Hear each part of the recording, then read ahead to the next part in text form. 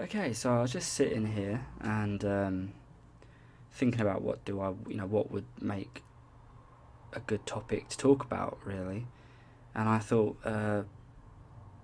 ironically, came to the idea of the Montreal Screwjob, which I know has been talked about loads, been covered loads, and yeah, I've listened and heard a lot of myths, a lot of this and that, and obviously the rivalry video between Bret Hart and then Shawn Michaels. Yeah, that was pretty, you know, bare boned. It allowed you to see, both people's points and stuff.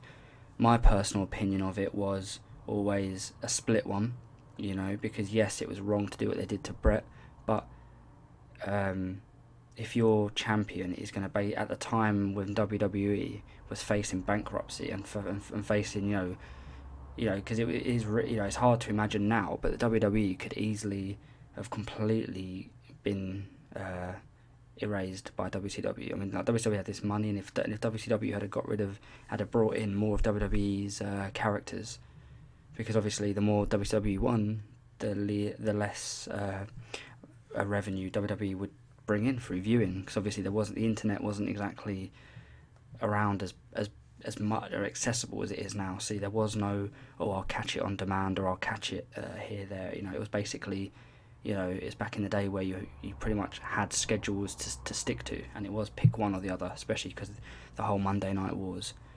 But yeah, and so so business wise, I could see why Vince wouldn't want it. It was like, why would you let your champion, your basically franchise player, like, regardless if Bret was just holding on to the belt, till Shawn can find his smile, who cares? Bret could still pull in big money, could still fucking out wrestle 98 whatever percent of the roster on both WWE and WCW, and probably around every wrestling industry. He has such a high caliber. Why would you let your franchise player leave with the belt? He's basically saying, okay, none of you could really beat me. I'm going to just give the belt. I've just beaten Shawn Michaels, who obviously was the man to take over. So you're basically saying, oh, here you go, next franchise player. Here's the belt. I'm going to fuck off to WCW now. I'm going to take the money, and probably gonna shit all over Vince McMahon and his product because I'm no longer associated with them, which happened with Alundra Blaze, I think, or some women's champion back in the day. She basically had the title and just turned up on WCW and dropped it in the bin. Now, could you imagine? I mean, I'm sure Vince would not. Well, he wouldn't let that happen with Bret Hart, that's for sure. He would have made sure, especially after the first incident, he would have kept the belt and obviously not let him leave with it. But yeah, so I kind of got it from the business point of view. You just don't do that. But ethics and morals, I mean, I just don't. But then the fan side of me, the Bret Hart fan that I am, I thought, well, actually, come on, think about the bigger picture here. Allow, have some humanity and stuff, humility. Just let Bret Hart win the belt. I mean, or like, retain the belt. Respectfully, on the next day, give a little goodbye speech and say adios, kind of, and everyone, yeah, it'd be a sad moment, whatever, but he would have just gone WCW, and you'd have had you could instantly have done a like championship scramble or something, put the belt in a tournament and made some big deal out, got a bunch of the guys who were going to pick up the belt from Bret, or in the in the process of about to take the belt, and you could have all those, fighting each other, make the tournament as long as you like. But no, Vince being Vince, took matters into his own hands and obviously screwed Bret.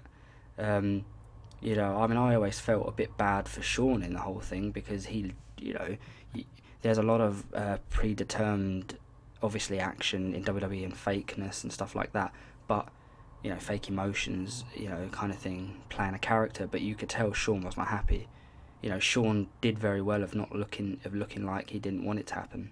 I think I will always believe that Shawn probably, like, felt uncomfortable, like he said, and I just believe he hoped it wouldn't come. He hoped somehow the match would run through as it was supposed to run through. But Vince, like Vince never even allowed HBK to properly apply the move, and then just rang the bell, which you could say, having seen Vince kind of do that a couple of times now, like he did, I think, the following year for The Rock against Shamrock for the belt. It could, like nowadays it's seen, the manager's got, oh, he quit, he did the tap out, he tapped out, oh, and a new champion without any proof. But back then it was unheard of, and to actually be happening in real life was even more crazy.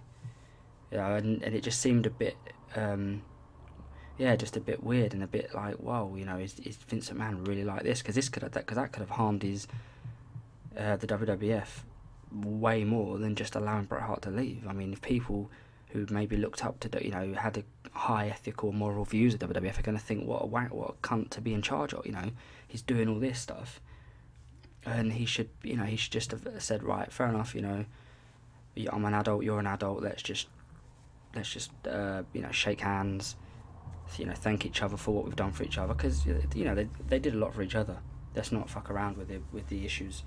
And but no, unfortunately, Vince did what he did. Shawn, I mean, in my opinion, it seemed to be mostly Triple H who was probably getting Vince's ear.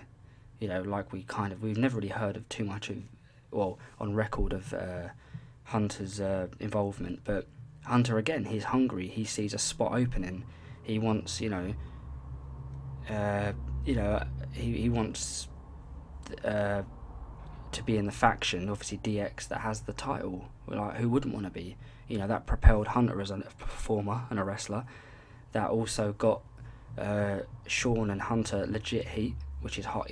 Quite at that time, it was a bit. Heat was very like a pantomime kind of thing. It was boo, yay, ooh.